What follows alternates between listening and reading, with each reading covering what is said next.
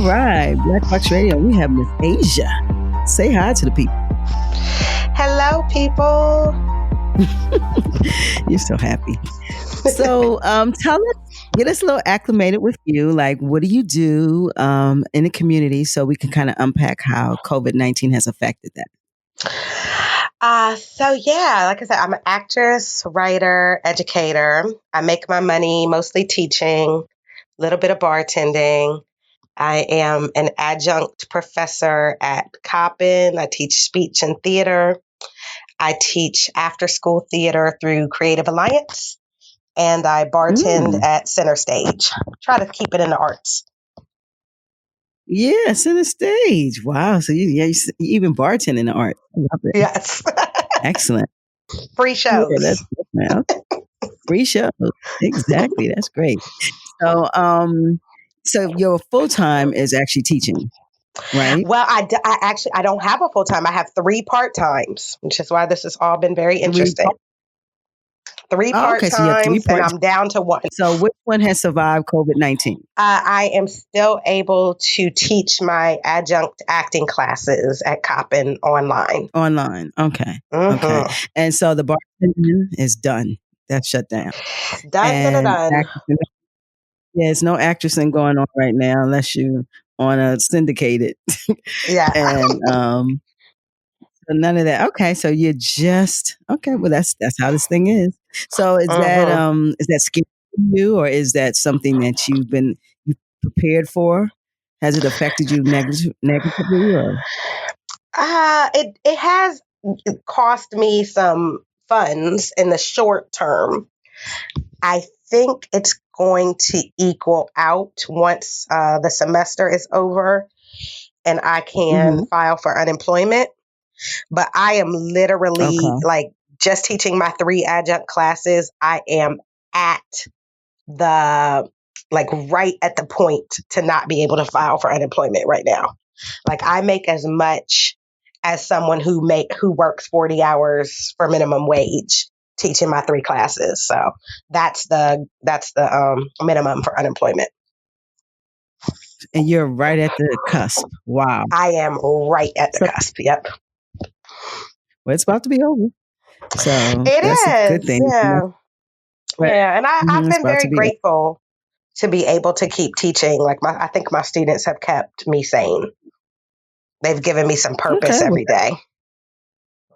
Well, that's great. It would be better if he was at the Great Morgan State. But since you're at Coppin, we're going to let that go. but since you're not at the Mighty Morgan, but you are at HBCU, we still sisters. I am, and I graduated from Clark Atlanta University. My undergrad is Clark Atlanta. So, yeah. Excellent. Well, that's good. You're keeping it in the family. I'm going to leave you alone. I'm trying. You're trying. That's good. So, family-wise, how's your family doing? How they're faring in this situation? You know, because everyone's life has changed. Your relationships with your family. How has that been affected? We're doing okay over here. We're blessed. I'm in a bachelorette pad with my mom and my teenage daughter.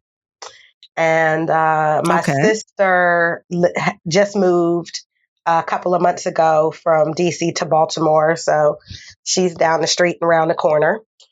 Wow. Yeah, but I definitely consider us blessed. Everybody has their own space. So we have our rooms that we can retreat to. It is a lot having everybody home all day. And I think it's, it's hardest on the teenager because she is a very social girl. She was going to parties once or twice a week before this hit. But I'm glad that she at least got to have her Sweet 16 was February 25th. So she got to do that. She just made it. She just made it. Yeah. Meanwhile, I spent my birthday here. My birthday was April 3rd, and I was supposed to be in Jamaica. So that sucked. I didn't make it to Jamaica. You didn't make it at all. You didn't make the cutoff. So you have, unfortunately, COVID. It did. It caught me. So your daughter is doing distance learning because you said she's 16. She was struggling before COVID. She's still struggling in school. It's interesting, me being an educator, because I have a lot of issues. That could be a separate conversation we can have sometime about the education system. So I have a lot Sure. of issues with how these students are being educated. It's not working for her. She's at my alma mater, which is City College, and I Okay. really enjoyed City, but it's very different now. She's in the IB program. It's very demanding. She was struggling before this. She's been struggling Mm. now, and she's a brilliant child. I actually think a lot about how much I enjoy her when we're not fighting about school. But we argue Wow. about school quite a lot. But when we're not arguing about Mm. school, I really enjoy her as a person. Wow, that's amazing. To see now that you're saying that distance learning is a challenge. I mean, but she was challenged before, but this is definitely She a was challenge. The challenged adjustment, before. and she's Yeah, socially, right now her socialization is done. So that kind absolutely. of probably has a with it, wow. So it's I wonder is there going to be some type of thought process or some type of way they will consider children who've maladjusted. Every system breaks down for somebody. So the Absolutely. question, are they going to have something for children? Are they going to have distance learning summer school? I mean, work with me That now. is a I mean, fantastic you know what I question. mean? Yeah, I don't think they've Uh, quite gotten to that bridge, but what they did say is that it's basically going to be either pass or incomplete for this fourth quarter. So either, if they do their work, they'll pass.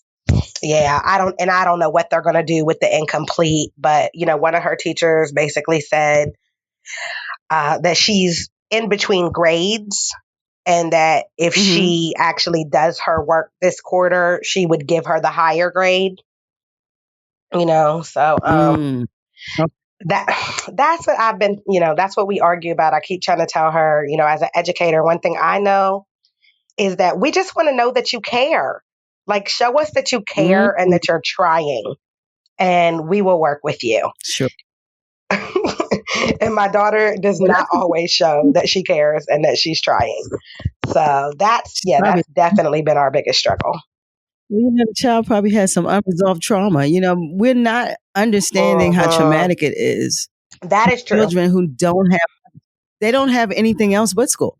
We don't get that, and it's been disrupted. Their life is school, their friends, and it's really an extension of school. School starts the friendships and the socialization and the movement from there. And then the other activities kind of move them in other arenas, but more or less school is the precipice for everything. And you Yeah. take that, you tell them to go Hmm. home with their parents. They don't want to hear anything, especially teenagers. They don't hear nothing from grown folks. Right. So they don't really want, you feel you're boring and they're techno kids. So they don't communicate the same way that we did. So Right. no one's considering this stuff with children. And then they said, well, go to school in 2 weeks. We're going to put you on a computer, do it this way. And they haven't had Exactly. no chance to adjust. So, Exactly. And I mean, I don't know. I actually didn't even push it. You're absolutely right. For those same reasons, I didn't push her for the first couple of Mm-hmm. weeks at all. I tried to give her space and time Give her a to breathing. adjust. Yeah. Mm-hmm. Um, Yep. on the other hand, me being an educator and having these students, they told me today, they said, oh, you've been doing a great job. And I said, that's because I am so inspired by your commitment. The fact that they have Mm, adjusted and they're showing up, and they didn't sign up for this. None of us signed up for this. But that is a absolutely. part of life, is that, there's always going to be adjustments to be made. And it's a life Mm-hmm. skill to learn how to be flexible. But I'm so glad that you said everything that you just said, because you are literally, sorry, I hate when people misuse literally. You are metaphorically the voice on Mm. one side of my shoulder.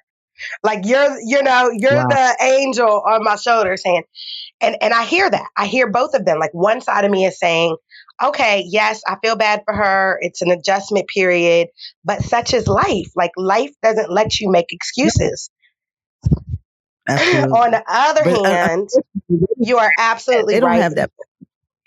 Yeah, Yeah, and they don't have it. this has been a traumatic year for our family in general. Mm, Before this happened, there were, lots of issues that we were mhm. working through and dealing with. And every time I thought, okay, got through that, we would get hit with something else. I was Yep. carjacked in front of my house in Ooh, January, um, oh my like in god, broad daylight, really? carjacked. And Oh, that's just me. I won't tell my daughter's story, but she, we had to have an all school meeting a month before this started about things that she was dealing with, and meet with the counselor and the principal and another student and his family. So yeah, you're wow. absolutely right. It's a lot to deal with the socio emotional component, and then try to balance the Mhm, academics on top of it. And I know she's brilliant. I know, we have conversations, our late night mhm. conversations. She's like, "Oh, ma, let me Google this, and let me teach you about that." And, "Oh, you didn't know about the tenements in New York? Well, let me tell you about the tenements in New York." Just in her Yeah, free time, she's she's brilliant. teaching me. Mhm. And that's something, but that tells you that she's not being they're not accessing her the way that she needs to learn. Hmm. And or something it's not missing where she doesn't feel passionate enough There's a to be this disconnect. great. Yeah. There is a disconnect because I kind of had that, I needed, and I wasn't focused because it was a disconnect between the teacher and me. Not, Hmm. not saying I was a super good student, but I understand when you don't feel that your gifts are being challenged or someone can bring your gifts out. So you just leave them. You don't even care. You just do enough to get past that time. Yeah. Yep. And you don't yeah, you don't feel challenged. I don't know how to put it in words. But I'm glad I'm not a student during COVID-19. Let's say that, Right. because they have more trauma than this would be a story they can tell to their children, their grandchildren. I'm telling you, Absolutely. because I couldn't imagine having to go to school like this with all of this Absolutely. uncertainty around. Yeah, I Yeah, saw yeah. somebody kind of joke like that there's going to be like BC and AC, like the time before Corona and after Corona. And so, Same thing. Yeah, yeah, this yeah. generation will be defined by, how old were you and what were you Hmm. doing during this time? That's true. I say it all the time. We are living during this time for a reason, because between the major pandemic and this time was with 90 something years. So it tells you that you could have lived in between that and died between Right? 1918 and 2020. But we are here for a reason. You could have been born after this or Right. died before, but we're living through it. So there's a reason for that. And so Right. you have to look at that. Be intentional about life and living, and understand that you're here for reasonings. And you could be dead. You could have never experienced this. So I'm gonna I'm cataloging it because I think it's an amazing experience for everyone, but it's scary also. I appreciate the fact that you are doing that because it's important to document. It's like museums and books, and the project that I'm doing with my acting classes. Their final is the Corona Chronicles, because I want them to Mm, understand, like, this is where art is born as well. Art is born out of trying times, and I've shared with them, some of the art that I've seen being made as a result of the crisis, right? Um, so it gives mm-hmm. us a space to process and to document, and that's how we both process and we learn. Mm, that's true. What you said is amazing, and that's a great thing to tell your students. That's wow. Have me almost speechless. That's excellent. Excellent. So, what are you creating in these times? Because, as an educator and I'm your home, I know you're creating something. You sound like a creative. And you said you're a writer, so you're creating something for after COVID. Great question. I feel like most of my energy has gone to just keeping up with the teaching. And I was playing for them a song by a local artist today. I don't know if you're familiar with a Baltimore rapper. His name is Easy Jackson, and he has this song called "Be Great." Yeah, I know And Easy. you know, Easy. Absolutely. So Yeah. Easy. his song "Be Great" has become an anthem for my classes. And so it's Mm, basically just like, I just want you to be great, even if you have to leave me. And one of my students today said, "Oh, you're going to make me cry because when you hit us with that, even if you have to leave me." And I said, I'm going to miss them so much. However, I'm also looking forward to getting back to my own projects. I have a mm, challenging time managing both, managing my own creativity and teaching other people how to channel theirs. So most of my energy during this time has kind of been balanced between staying sane and giving myself mhm. permission, parenting and teaching. But you know what I have done is I've had the What? time to imbibe a lot of other people's art. So I've really enjoyed that, like listening to more music, listening to projects that people other people's projects, reading my friends' books, Mhm. ordering their stuff, um, paying artists for the things that they're creating. That's where I've been. But I think that when the Okay, that's semester ends in 2 weeks, I'm going to get back to my books, like which I said are 95% finished. And I put them on hold for a year. That's very much like me to do something like that. But once this is over, I'm going to get back and I'm going to find a way to get my projects into the world. Um, but I think I'm grateful because I've been very inspired. well, you're doing pretty good. 5% to go. You at 95%. Yeah, it's just So so funny that I do that. Like you're I will finish something that much of the way and then just stop. That last 5% is so hard. But I think a lot of people do that. okay. You'll get back to it. Thank you. You can't do that much and just stop. I mean, it has Right. to come out. Right. So you're gonna come out of this with some books. I am. You're Yeah. gonna. That's good. You're gonna be a better educator with your Mm-hmm. with your daughter. So Mm-hmm. that's a good. Okay.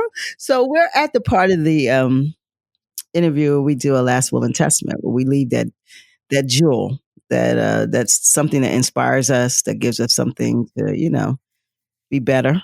So you leave Asia's jewel because I know you got one. Come on with it. I think today I would say that the jewel that I would leave is that the internet is amazing. And that those Mm, of us who have been afforded the time should utilize this resource in a way that we may not have been able to do before. Everything is online. This interview will be online. Other people's interviews will be online. Music is online. Like I said, I'm listening to so many different things right now. Movies, Netflix has done amazing things lately in terms of their diversity. mm, I just installed Hulu on my laptop. So I'm looking forward to checking some things out on there. And we're able to stay connected. And maybe that's why, because I've told my students, again, I'm just so inspired by how well they've handled this crisis. And I told them I mm, wouldn't have been able to do this in my 20s, but I also wasn't mm. able to connect with people in my 20s the way that we are able to connect now. And so Sure. a couple of times a week, I'm really big on gratitude.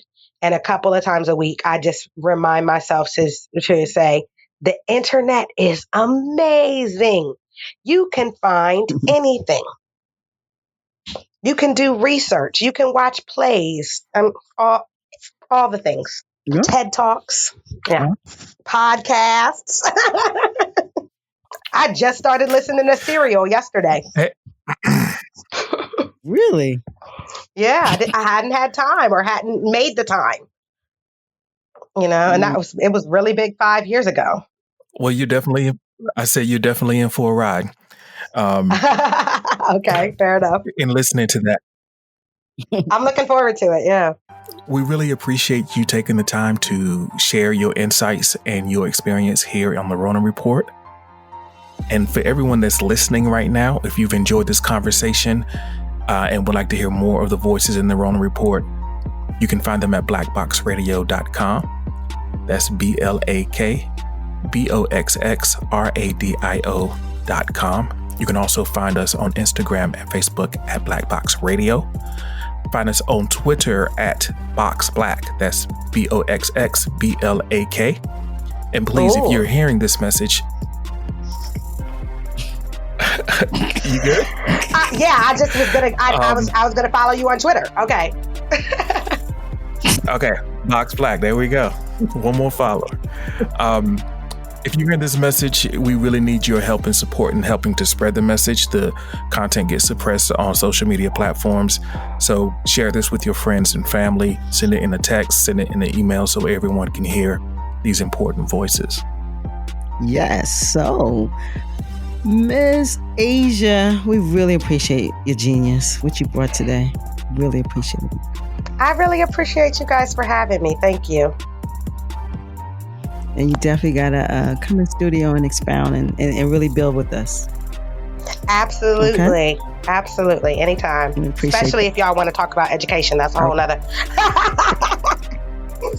We can talk about that. We can definitely talk about that. Okay, we're at Black Box Radio. This is the Rona Report.